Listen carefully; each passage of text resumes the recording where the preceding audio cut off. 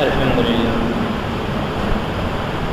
لله وكفى وسلام على عباده الذين اصطفى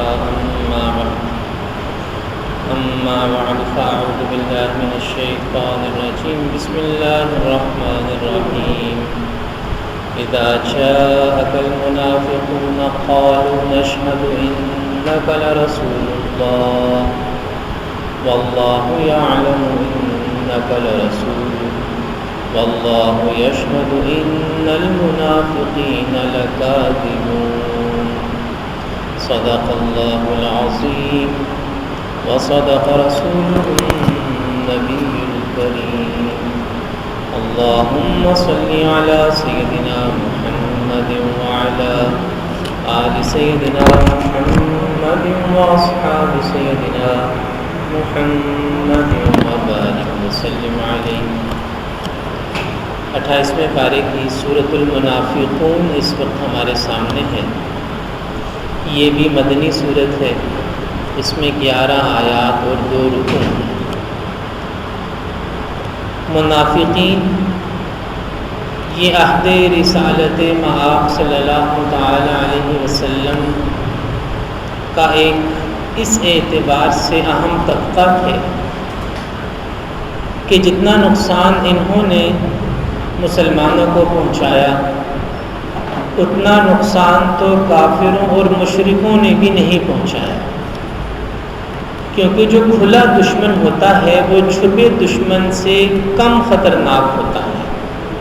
جب ایک انسان کو پتہ ہے کہ یہ میرا دشمن ہے تو وہ اپنے دفاع کی تدبیر کرتا ہے، مزاحمت کرتا ہے، کوشش کرتا ہے۔ کھلا دشمن پتہ ہے مقابلہ کرنا ہے، لیکن جو چھپا دشمن ہے وہ زیادہ خطرناک ہے۔ انسان اسے اپنا دوست سمجھ رہا ہوتا ہے یا اپنا ہمدرد اور خیر خواہ سمجھ رہا ہوتا ہے، لیکن یہ چھپا دشمن ایسا آستین کا سانپ ہوتا ہے جو انسان کو وہاں سے نقصان پہنچاتا ہے کہ انسان کے وہم و گمان میں بھی نہیں ہوتا۔ کفار مکہ، مشرکین مکہ بھی اسلام کے دشمن تھے، لیکن وہ کھلے دشمن تھے، اور مدینہ منورہ میں بسنے والے منافقین بھی اسلام کے دشمن تھے، لیکن وہ آستین کے سانپ تھے، چھپے ہوئے دشمن تھے۔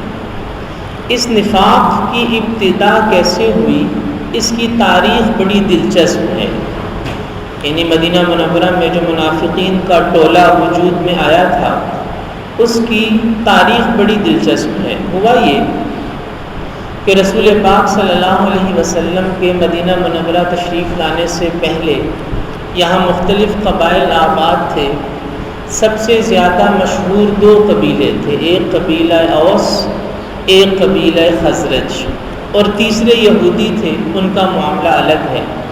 لیکن جو مدینہ منورہ میں رہنے والے خالص عرب قبیلے تھے ان میں سے ایک قبیلہ اوس تھا اور ایک قبیلہ خزرج تھا، اور یہ دونوں قبیلے کئی صدیوں سے آپس میں لڑتے چلے آئے تھے۔ ان کی کئی دہائیوں سے، کئی سالوں سے لڑائیاں آپس میں جاری تھیں۔ صلح کی کوئی صورت سمجھ میں نہیں آتی تھی۔ آخر مدینہ منورہ کا ایک شخص تھا جس کا نام تھا عبداللہ بن ابی۔ عبداللہ بن ابی کا کردار ایسا تھا کہ وہ دونوں قبیلوں کے ساتھ ہی اچھے مراسم رکھتا تھا۔ ضرورت اس چیز کی تھی صلح کے لیے کہ کسی ایک شخصیت کو، کسی ایک شخص کو امیر بنایا جائے، اس پر متفق ہوا جائے، دونوں قبیلے اسے اپنا بڑا مان لیں تو جھگڑا ختم ہو سکتا تھا۔ اوس والے خزرج کے کسی امیر کو قبول نہ کرتے اور خزرج والے اوس کے کسی امیر کو قبول نہ کرتے۔ اب حالات ایسے بننا شروع ہو گئے کہ یہ غیر جانبدار شخص یعنی عبداللہ بن ابی، اسے ان دونوں قبیلوں کا امیر بنایا جائے اور اس کی تاج پوشی کی جائے اور اسے بادشاہ بنا دیا جائے۔ عبداللہ بن ابی کے بارے میں مدینہ منورہ میں یہ فضا بننے لگی، یہ حالات پیدا ہونے لگے، اور اگر ایسا ہو جاتا تو یہ دنیاوی اعتبار سے بہت بڑی بات ہوتی کہ قبیلہ اوس جیسا بڑا قبیلہ، قبیلہ خزرج جیسا بڑا قبیلہ، ان دونوں میں سے ایک قبیلے کا سردار ہونا ہی بہت بڑی بات تھی، اگر کوئی ان دونوں قبیلوں کا سردار بنا دیا جائے تو پھر تو کیا ہی بات ہے۔ تو ابھی یہ حالات بن رہے تھے، یہ فضا بن رہی تھی کہ اسی دوران نبی کریم صلی اللہ تعالی علیہ وسلم کی ہجرت مدینہ کا واقعہ پیش آیا۔ اس ہجرت کے بھی اپنے اسباب ہیں، اس کا پس منظر ہے کہ مدینہ کے لوگ ایک سال وہاں گئے مکہ، پھر اگلے سال پھر گئے، نبی پاک صلی اللہ علیہ وسلم سے درخواست کی کہ آپ مدینہ منورہ تشریف لے آئیں۔ وہ ساری ایک لمبی تاریخ ہے، لیکن مختصر یہ کہ ادھر مدینہ منورہ میں عبداللہ بن ابی کے بادشاہ بننے، اس کی تاج پوشی کی فضا بن رہی تھی، اور ادھر ہجرت مدینہ ہو گئی۔ نبی مکرم صلی اللہ علیہ وسلم اپنے صحابہ کرام کے ساتھ مدینہ منورہ تشریف لے آئے۔ اب یہ چیز عبداللہ بن ابی جیسے دنیا پرست کے لیے بڑی حوصلہ شکنی والی تھی کہ ادھر سٹیج تیار ہوا، ادھر تاج سر پہ رکھا جانے والا ہے، ادھر اسے بادشاہ بنایا جانے والا ہے بغیر کسی محنت کے، اور ادھر مسلمان آ گئے مدینہ منورہ۔ اب اس نے ظاہری طور پر تو سمجھداری اسی میں سمجھی کہ وہ مسلمانوں کے ساتھ مل گیا، ریاست مدینہ قائم ہوئی، میثاق مدینہ ہوا، وہ مسجد نبوی کی تعمیر ہوئی، مواخات، رشتہ مواخات قائم ہوا، نبی پاک صلی اللہ علیہ وسلم نے مدینہ کے لوگوں کو یکجا کیا، اوس والے بھی خزرج والے بھی سب لوگ اسلام قبول کرنے کے بعد نبی مکرم علیہ السلام کے پرچم کے نیچے اکٹھے ہو گئے۔ عبداللہ بن ابی نے اسی میں بھلائی سمجھی کہ وہ بھی ساتھ مل گیا، لیکن اس کے دل کے اندر ایک ناسور موجود تھا، دل کے اندر منافقت موجود تھی۔ وہ موقع کی تلاش میں رہتا تھا کہ کس وقت اس نئی ریاست اور اس نئے نظام کو ملیہ میٹ کر کے پھر دوبارہ اپنے اس موقع کو دوبارہ حاصل کروں کہ مجھے مدینہ کا یعنی یثرب کا مجھے حکمران اور بادشاہ بنایا جائے۔ یہ عبداللہ بن ابی وہ شخص تھا جو بعد میں رئیس المنافقین ثابت ہوا، سارے منافقین کے ٹولے کا سردار۔ جو منافق لوگ تھے وہ سب اس کے ساتھ جمع تھے، کچھ تو شروع سے ہی ظاہر ہے کہ اس کا اپنا ایک جتھا تھا، اپنا ایک ٹولہ تھا، زیادہ تر لوگ اسی کے تھے، لیکن بعد میں بھی جو نفاق کا شکار ہوتا تھا، کسی لالچ کے لیے یا کسی ڈر کی وجہ سے اسلام قبول کرتا تھا، وہ یوں سمجھ لیجئے کہ وہ عبداللہ بن ابی کے ساتھ اس کا میل جول یقینی ہوتا تھا۔ اب ان لوگوں نے مختلف مواقع پر اسلام اور مسلمانوں کو نقصان پہنچانے کی بہت کوشش کی، جیسا کہ میں نے عرض کیا کہ بس یہ اس موقع کی تلاش میں تھے کہ کیسے اسلامی ریاست کو ختم کیا جائے۔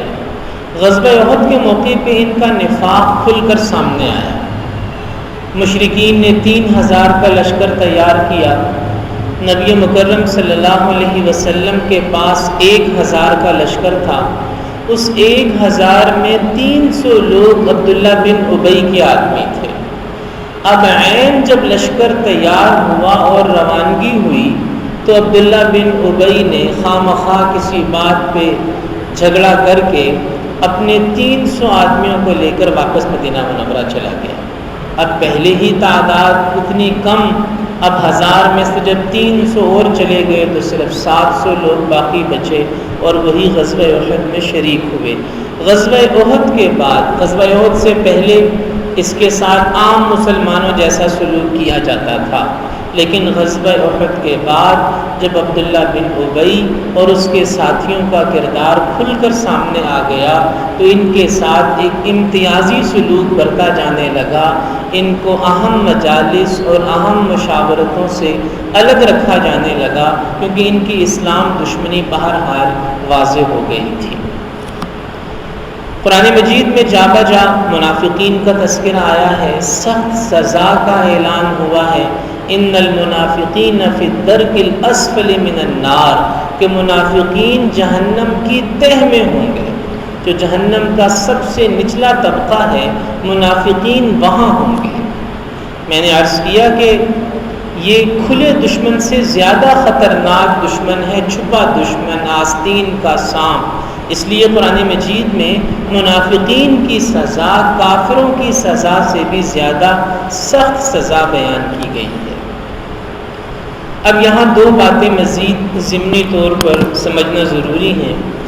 پہلا ایک سوال ذہنوں میں یہ پیدا ہوتا ہے کہ جی جب منافقین کا اندازہ ہو گیا تھا، پتہ چل گیا تھا، تو ان کو سزا کیوں نہیں دی گئی، جلا وطن کیوں نہیں کیا گیا، مدینہ منورہ سے کیوں نہیں نکالا گیا، عبرت کا نشان کیوں نہیں بنایا گیا؟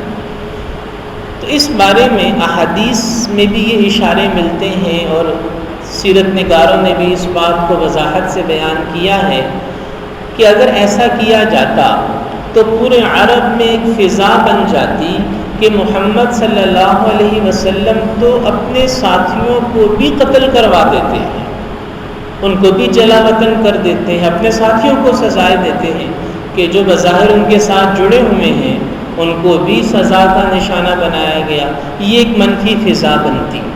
اور دوسرا یہ تھا کہ اللہ تعالیٰ کی رحمت سے امید تھی کہ اللہ پاک ان کو ایمان خالص کی دولت سے سرفراز فرما دے گا۔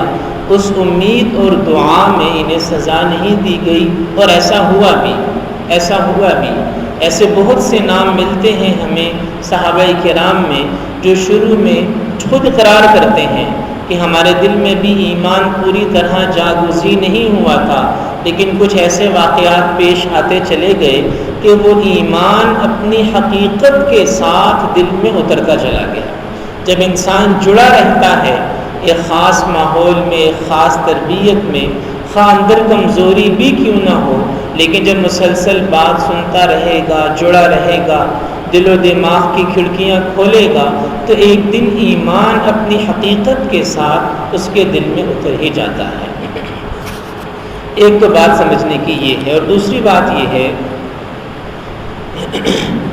کہ اگر ہم قرآن مجید کے اندر منافقین کی جو عادتیں ہیں، جو عادتیں آئی ہیں، سیرت میں جو عادتیں آئی ہیں، اگر ان کا ہم جائزہ لیں تو چند باتیں خلاصے کے طور پر سامنے آتی ہیں کہ منافقین کی سرشت، ان کی جبلت، ان کی فطرت اور عادت کیا ہے۔